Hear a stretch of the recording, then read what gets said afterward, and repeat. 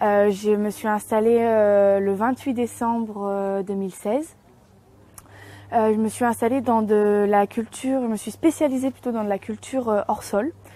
En partie de la fraise, mais je continue, je fais des petits tests sur d'autres cultures. Je cultive dans des sacs d'écorce de pin et de tourbe.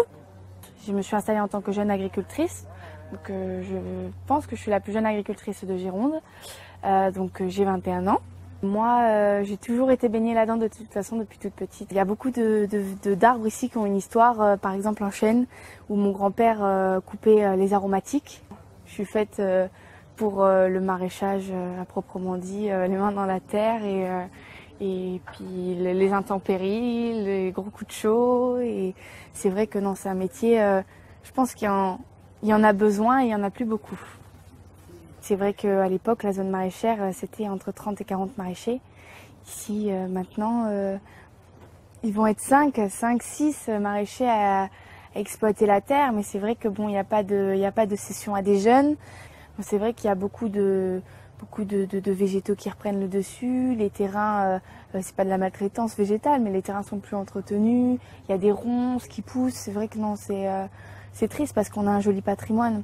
Je pense qu'avoir encore des agriculteurs au bord des villes, je pense que c'est super pour la population qui peut du coup se fournir localement. Et puis je pense que c'est important de nous faire confiance aussi. Je pense qu'il faut acquérir une vraie force et se battre pour la sauvegarder, cette zone maraîchère, parce qu'en plus il y a plein d'espèces qui sont en voie d'extinction, qui sont encore ici.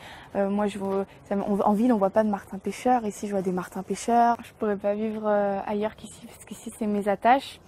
Donc non, je pourrais pas partir. Je pourrais pas changer de paysage.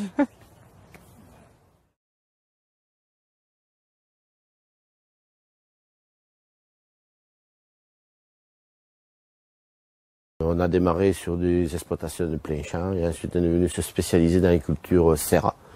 Et de plus la technologie nous intéressant, on était venu sur la culture hors sol, en lutte intégrée, ou lutte biologique comme vous voulez, pareil. Quand on est arrivé sur cette zone-là, elle était en pleine expansion. Enfin, la vie était très agréable de ce temps-là. On a perdu tout le bien-être qu'on en avait à l'époque.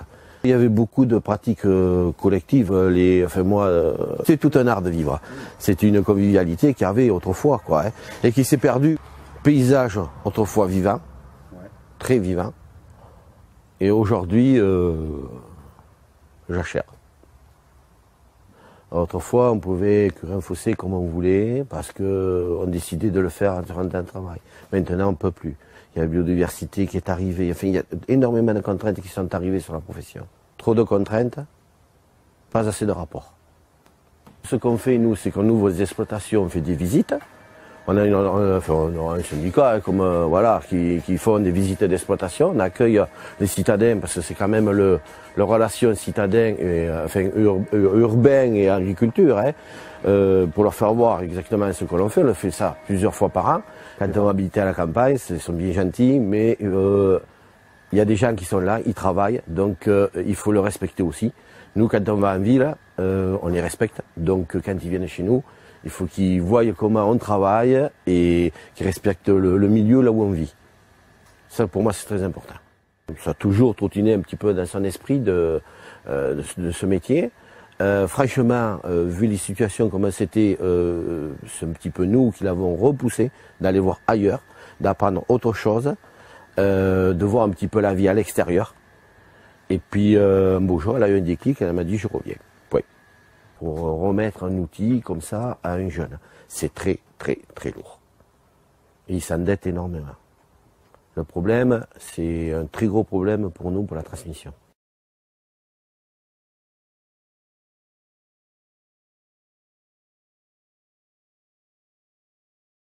Alors le troupeau est à 7 km, quartier Pontac, bordure de Garonne. À 7 km, nous avons donc la bergerie et l'essentiel des terres pour produire. Et par contre, après ici c'est beaucoup plus urbain. On se retrouve avec... bon là on est dans un petit îlot vert avec le parc Majolan. Mais bon, on a des tours très vite autour et donc on est quand même en pleine ville. Pour nous, avoir les moutons ici, ça nous sert un petit peu de vitrine. Donc on montre un petit peu notre travail, la façon dont on travaille.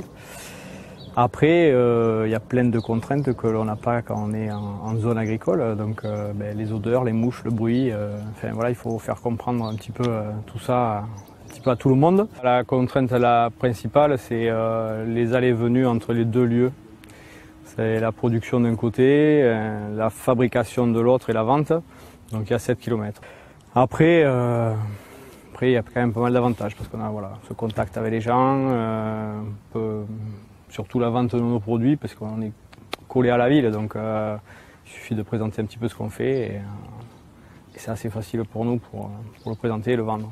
Les moutons partent en vacances et le berger aussi. En fait, on transhume, on va au lac de Lurs, en vallée d'Aspe, de fin juin jusqu'à fin septembre, début octobre. Ce départ en estive, au départ, ça a commencé en 2010, l'année de la grosse sécheresse, où c'était la solution pour que notre élevage perdure. J'ai quand même besoin de rencontres, de discussions, d'échanges et je passe ma petite période d'été où c'est un peu le silence et le repos. Et après, il me faut le contact des gens.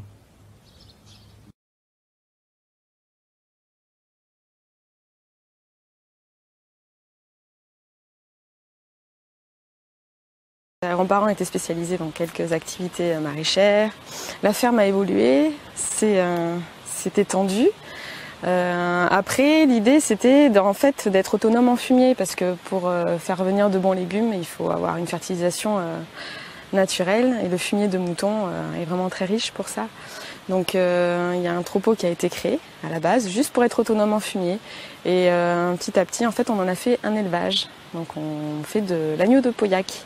Donc on a un troupeau de 300 brebis qui pâturent sur une zone agricole. Et après on a créé également une troisième activité pour se diversifier. On est également pépiniériste viticole. Donc on greffe 100 000 plants de vignes. Donc voilà, on est dans trois secteurs, maraîchage, élevage et puis pépinière viticole. Alors l'exploitation est relativement morcelée. Donc là, parce que là on est vraiment au cœur du Haillan, on est à peine à 200 mètres du centre de l'église. Donc ici vous avez donc notre point de vente, notre ruisseau, un élément principal pour nous, et puis nos petits potagers. Ici donc il y a également les bâtiments où on stocke notre matériel agricole. Et en fait en tout on cultive 4 hectares sur les communes de Saint-Médard-en-Jalles et sur les communes du Haillan. Et c'est morcelé en trois champs. Qui dit maraîcher dit aussi diversité, variété, différentes façons différentes de travailler. Donc on n'est vraiment pas spécialisé sur des cultures. Du coup, l'intérêt pour nous maintenant, c'était donc de développer le point de vente direct. Voilà, être directement avec les consommateurs, expliquer notre métier. Des choix qui ont été stratégiques, faits par les anciens, toujours des champs près de points d'eau, donc des terres qui étaient naturellement donc déjà fertiles, déjà humides. Enfin bon bref, je pars avec beaucoup d'avantages. Je pense que déjà on est plus connecté avec la ville, automatiquement, avec les habitants. Enfin, l'avantage qu'on a, c'est notre visibilité d'une part, et puis enfin voilà, on peut plus facilement se déplacer, trouver nous aussi du matériel, des petits outils. Enfin moi personnellement, j'ai commencé donc à faire des études en agricole. J'étais penchée et intéressée par la recherche agricole. Il faut comprendre donc ses plantes, il faut comprendre son sol aussi. Il y a des terres qui sont plus fertiles naturellement, d'autres un peu moins, d'autres plus humides. Je ne me vois pas faire autre chose. C'est impossible. Là, je pense que je suis bien enracinée là au sol du Haillan, et je pense que, je sais pas, peut-être qu'en tant qu'agriculteur aussi, on voit les choses différemment.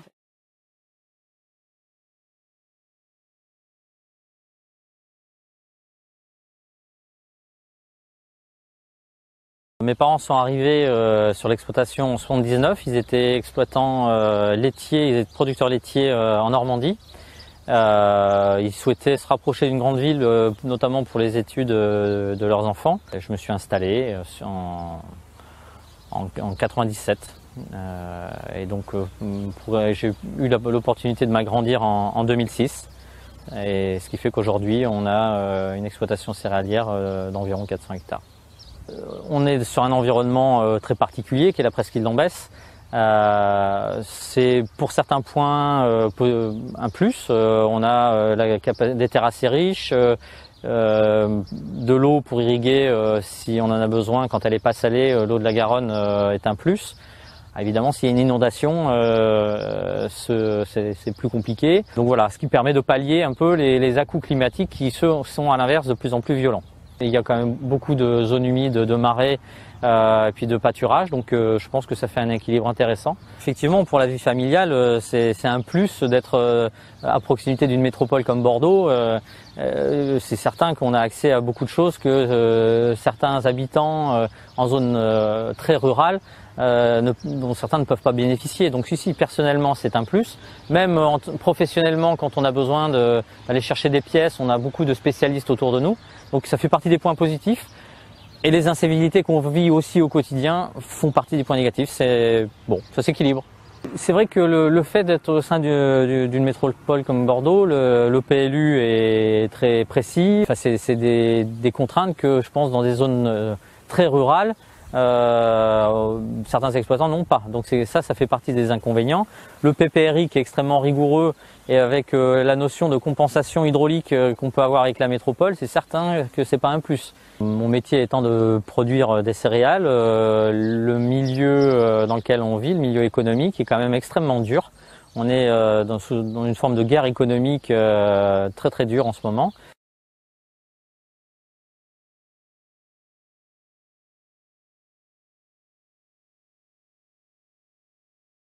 Je suis petite fille de maraîchère et fille de maraîcher aussi. Et la particularité, c'est qu'on est installé avec mon mari en orchade familiale maintenant depuis 17 ans. Nous avons une exploitation qui est en bio et nous faisons que du circuit court, c'est-à-dire les AMAP, la ruche qui dit oui. On a aussi un distributeur automatique de légumes et là, on rentre dans un magasin de producteurs dans le Médoc. Notre but, c'est de ne plus du tout passer par la grande distribution. Alors quand on s'est installé, on était pratiquement en monoculture, on n'était que sur de la salade. Après on a été sur de la salade, choux et concombres. Et on a travaillé avec la grande distribution en direct et avec la coopérative. Et on s'apercevait que finalement on était maître on n'était plus maître de rien, on était complètement dépendant de la grande distribution. Et puis le bio c'est venu naturellement puisque déjà, et je pense que c'est pour ça aussi que ça marchait pas avec la grande distribution, puisqu'on n'acceptait pas de rentrer dans les standards des cultures. Moi j'ai grandi dans ce qu'on appelle le marais, entre nous on appelle ça le marais, le jardin. On n'est plus que 3 ou 4, demain on sera plus peut-être que 2. Et forcément, le paysage, il évolue, les terrains sont pas forcément bien entretenus. Ça serait dommage de laisser perdre une zone où on a un terroir exceptionnel.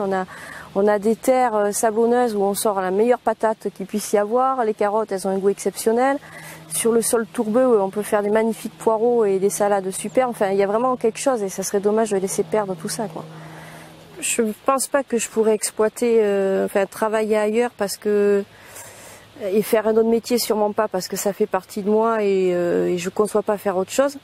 Mais c'est vrai que le fait d'avoir la ville autour avec tout ce que ça peut impliquer, les pollutions, les nuisances sonores, les gens qui viennent et qui s'imaginent que on est dans la nature et qu'on peut faire ce qu'on veut, tout ça des fois oui ça me fait poser des questions parce que je me dis on peut plus faire notre travail tranquillement comme on le faisait avant. Moi, je veux dire, j'ai la chance d'avoir pu choisir le métier que je voulais et de le faire où je voulais vraiment.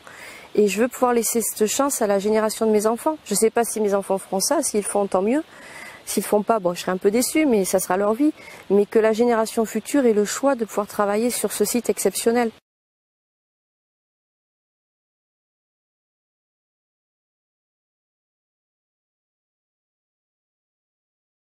Je n'ai pas un parcours agricole, je n'ai pas fait des études agricoles.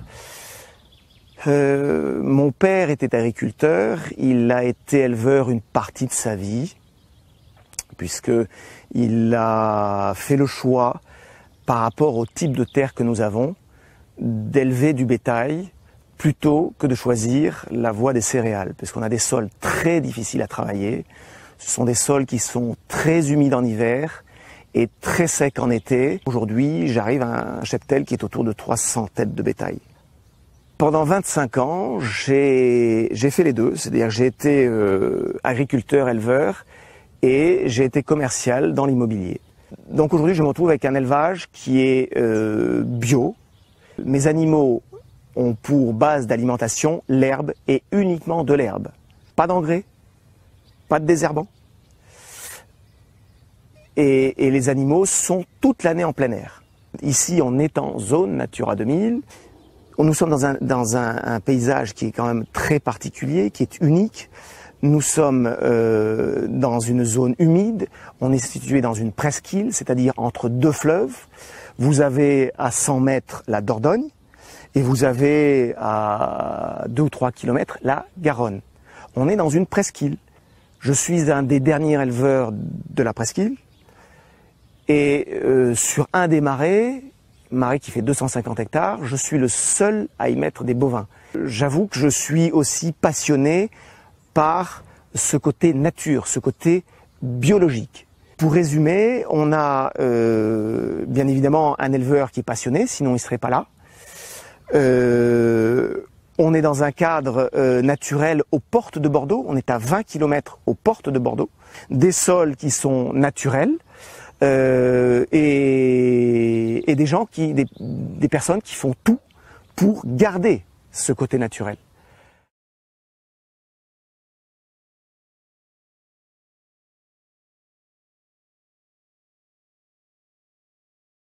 Je suis maraîcher bio installé depuis 2011, mai 2011. Je me suis installé au début sur une exploitation maraîchage diversifié, avec une typologie orientée sur tout ce qui est circuit court à MAP. J'ai démarré avec 3-4 hectares, avec 4 hectares. Aujourd'hui, j'en suis rendu à 12 et j'étais parti sur une production donc très diversifiée. Aujourd'hui, je me suis spécialisé sur des produits comme la tomate et l'aubergine. Quand je travaillais qu'avec les AMAP c'était la voie royale de l'installation, il y a encore 6 ans. C'est la voie royale de l'installation d'un jeune agriculteur en zone périurbaine. Et je me suis rapidement rendu compte que l'amapien était un consommateur. Et l'amapien périurbain était ni plus ni moins qu'un vrai consommateur. Parce qu'il y a une part de schizophrénie dans le consommateur, même en bio. C'est qu'il y en a, ils veulent du bio, du local, mais ils veulent que ce soit calibré, que ce soit joli, ils veulent pas de défauts. Ah ouais, mais un coup il y a trop de tomates, un coup il y en a pas assez. Je suis originaire d'une famille d'artichautiers. Voilà. Mes grands-parents étaient artichautiers. Après, j'ai un parcours purement agricole. Donc des formations agricoles, un BTS agricole, que des boulots liés au milieu agricole. Le paysage, ouais, je l'ai façonné parce que quand je suis arrivé, j'ai tout adapté à mon besoin par rapport à mon outil de production. J'ai arraché j'ai arraché des arbres, j'ai coupé des arbres, j'ai modifié. Oui, je l'ai modifié, je l'ai adapté à mes besoins. Après, comme je disais, c'est pas un regret parce que la terre pour nous est un outil de travail. C'est un outil de production. Comme je suis en plus en production bio, il y a un aspect plus durable. Alors oui, on arrache des arbres, oui, on coupe des haies, mais on utilise la terre et on fait tout pour essayer de la préserver à son maximum, quoi. C'est surtout qu'on est en installation périurbaine, donc il y a beaucoup de monde et peut-être beaucoup trop d'institutions ou d'organismes qui gravitent autour de notre activité agricole. Des fois dans lequel soit on dépend, soit on est impacté. Et puis j'ai l'impression que notre voix de producteur et d'agriculteur n'est pas toujours prise en compte, quoi. Elle n'est pas toujours écoutée. Voilà.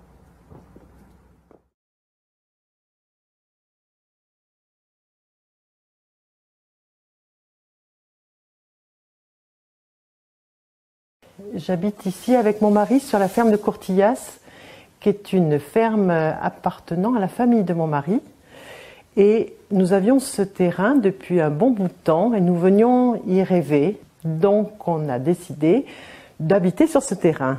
Donc pour habiter ici de manière pérenne, il fallait avoir un projet agricole.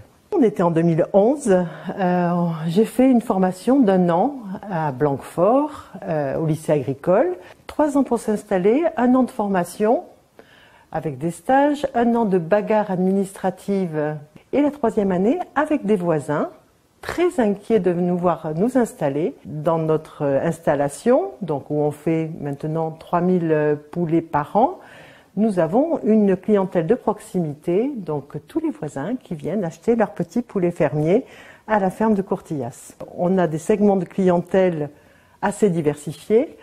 On a aussi bien des personnes assez âgées qui viennent pour retrouver les goûts d'autrefois, et on a énormément de familles avec des petits-enfants qui viennent visiter la ferme. Beaucoup de familles concernées, et notamment concernées par ce qui se passe aujourd'hui, c'est-à-dire une envie de bien manger, une envie de manger bon. Je travaille aussi avec les AMAP, beaucoup, parce que je trouve que c'est hyper intéressant. Ce sont des gens aussi concernés, engagés. Ce maillage-là entre l'urbain et les paysages se fait beaucoup à travers des structures comme la MAP. En y étant, en amadouant ce terrain qui était en friche il y a 3 ans, on n'y voyait rien, et donc on a beaucoup bossé. Maintenant, je peux dire que je suis terrienne. Je l'ai toujours été, mais je le suis d'autant plus maintenant. Cet enracinement, je l'ai trouvé et je le vis bien ici.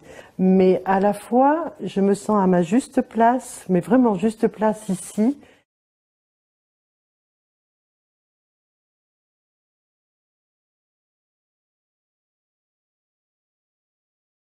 Je suis installé ici, arboriculteur, depuis 1981. Et j'ai pris la suite d'une exploitation qui existait depuis 1958-60.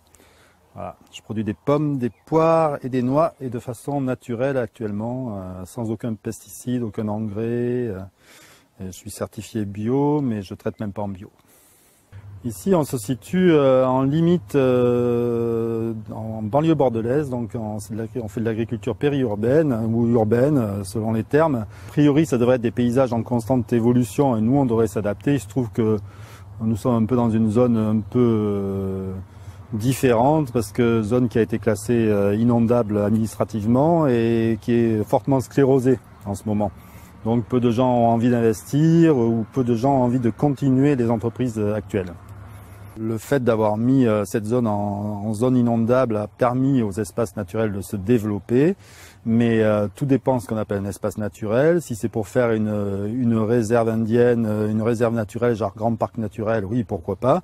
Mais pour l'instant, on est quand même dans un lieu périurbain avec des gens qui y vivent, et il y a plein de problèmes qui se croisent et qui rendent la chose peu aisée. Ce qui était intéressant aussi pour nous, c'était cette confrontation entre les nouveaux arrivants, nos activités. Quand je me suis passé au naturel, c'était aussi dans cet état d'esprit de dire on peut pas continuer à cultiver comme autrefois, avec des gens qui s'installent autour. Malgré mon attachement à la zone, et au fait même que ce soit périurbain, parce que j'ai absolument besoin de la ville pour vivre à côté, j'ai besoin du culturel, j'ai besoin de sortir.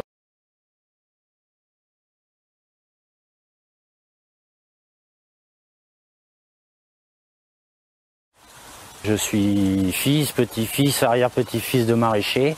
Donc bien sûr, ça nous fait 4 générations de maraîchers. Je suis ici en culture légumière, plein champ, sous serre. Grands-parents et arrière-grands-parents ne faisaient que du maraîchage de plein champ, avec un nombre réduit, on va dire, de légumes, qui se réduisait à une 10-12 légumes annuels. Moi aujourd'hui j'ai évolué vers la vente directe, donc nécessité de diversifier. Donc je suis aujourd'hui à cultiver plus de 70 légumes différents et au-delà de 150 variétés de légumes. Donc j'ai vraiment aimé faire ce métier, j'aime encore aujourd'hui faire ce métier. J'ai vu évoluer un métier qui à la base, il y avait plus de 400 exploitations familiales sur la vallée maraîchère. Aujourd'hui, je ne connais pas les chiffres exacts, mais on est moins de 40, ça c'est sûr. Donc une zone qui s'est hautement urbanisée. Beaucoup de départs d'activité parce que un métier trop difficile. À l'époque, tous les maraîchers livraient les Capucins, puis après les mines de Bordeaux. Donc il y avait essentiellement de la production et de la vente en gros ou demi-gros. Aujourd'hui, ils sont rares ceux qui livrent encore ce genre de commerce, on va dire, de gros.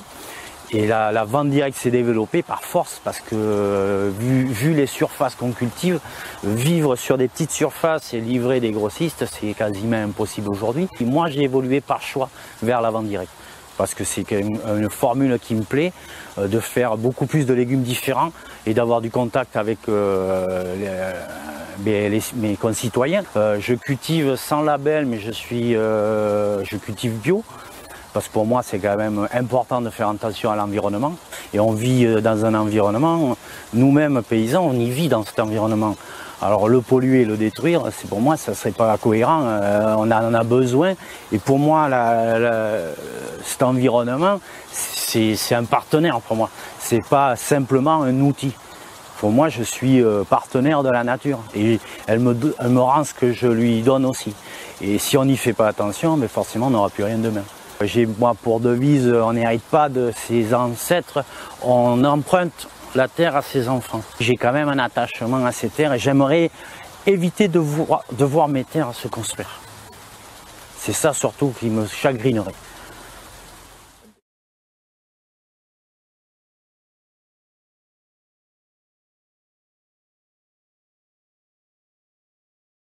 Je cultive ma vigne sur 9 hectares et demi. En bio. J'essaye de laisser la nature faire et je l'aide.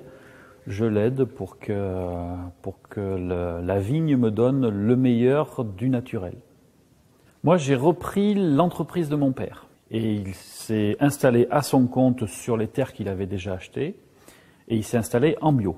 En 1990, les bio, il n'y en avait pas beaucoup et c'était un peu des marginaux, des gens bizarres. Ça n'a pas beaucoup changé de ce côté-là. Et moi, je suis arrivé en 2000, après avoir fait mes études chez les voisins, pour voir ce qui se passe autour. Je me suis installé avec mon père. C'était à la fois une envie, une évidence, un besoin, un devoir. C'est un peu un mélange de tout. Ça coule de source, je suis resté là où j'avais l'habitude de vivre, dans un coin qui me plaît aussi. Sur ma petite presqu'île, là, on est toujours au frais, tranquillement installé, des fois les pieds dans l'eau. Le paysage, si on prend une photo de maintenant et une photo d'il y a 15, 20 ans, 30 ans, à part bien sûr quelques maisons, en fait il n'a pas beaucoup changé. Il n'a pas beaucoup évolué. Je dirais que ça serait plutôt le ciel qui aurait changé. Il y a des choses que je change petit à petit, justement avec ces changements que je constate, climatiques, tout ça. Mais ça me renforce. Ça ne me fait pas fuir la bio, ça me la renforce. Et petit à petit, je me dirige vers la biodynamie. Moi, à l'heure actuelle, je travaille dans l'idée de me dire qu'il y aura peut-être quelqu'un derrière. Je suis dans cette idée de me dire que, mais malgré tout, on a quelque chose qui vit. Il faut s'arranger à le laisser vivre correctement. Mais en même temps, si j'apporte quelque chose, je déséquilibre. Je déséquilibre un milieu qui est là et qui fonctionne. Mais si je le laisse comme ça, peut-être que ça me le rendra.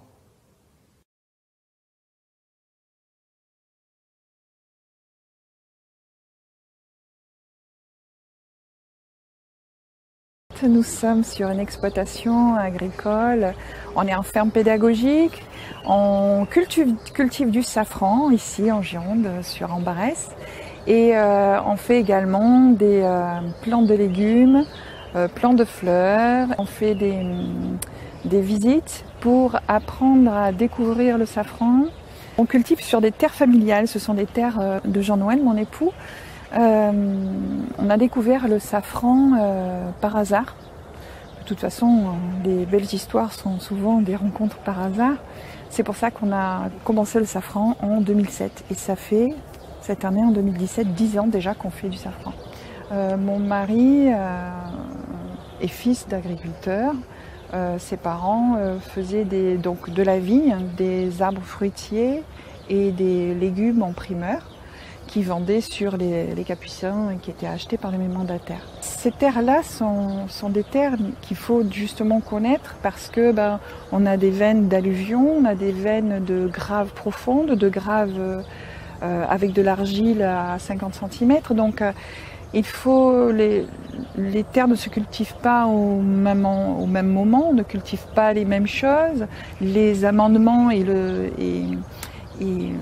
le bichonnage, on va dire, de la terre ne se fait pas à la même période, à la même époque. Et ce qui fait que de ces terres-là, on ne peut pas faire des grandes cultures. J'ai des parents qui cultivaient la terre pour nous nourrir. Donc pour moi, la terre est nourricière. C'est pas une terre pour faire de l'argent, c'est une terre nourricière. Les paysages urbains, on va dire, propres, sont stériles à mes yeux, en fin de compte. C'est juste de la verdure loisir. Et ce qui serait intéressant, c'est de faire des agricultures hors sol. Franchement, je ne me vois pas vivre ailleurs qu'ici, pour plusieurs raisons. Le béton, physiquement, ça retient la chaleur. Par ces temps de canicule, la terre, c'est bien parce qu'elle respire et elle nous amène la fraîcheur. Nous, on arrive à descendre plus rapidement en température que vous en ville. La nature est bien faite, elle est généreuse, et puis elle est fraîche. La nuit, elle est fraîche.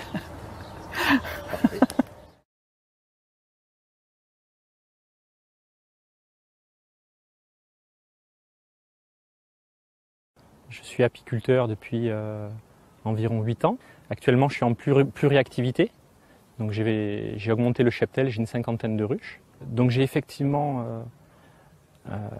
des ruches qui sont disposées sur plusieurs communes de la métropole. Toute cette diversité qui bénéficie aux abeilles, on se rend compte également qu'elle a un intérêt important pour la nature présente et pour la diversité. On va retrouver effectivement des serpents, des amphibiens, on va retrouver beaucoup de faune et de flore variées.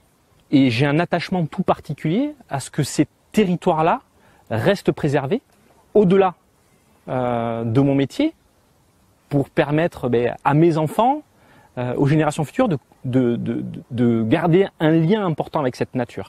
Mon papa, qui est né en Espagne, était issu d'une famille de paysans, donc il travaillait à la terre. Moi, je suis né à Bordeaux, je suis 100% urbain, si on peut dire, et j'aime ça, ne serait-ce que par la culture, les rencontres que l'on fait.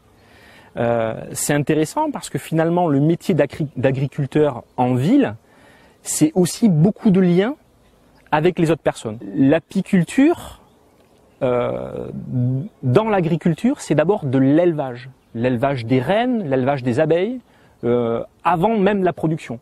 Et pour faire un bon élevage, on a besoin d'un bon environnement, qui est très varié. Il faut une diversité au niveau des fleurs. En ville, on trouve cette diversité. On a la récompense des récoltes, le pollen, la propolis, le miel que l'on va récolter. Donc on a une récompense à la qualité du travail. Voilà. Toujours dans une préoccupation de faire les choses bien, en respect de l'insecte, mais aussi de l'environnement. Parce qu'y compris dans l'apiculture, la méthode de gestion du cheptel peut avoir des conséquences plus ou moins graves sur l'environnement.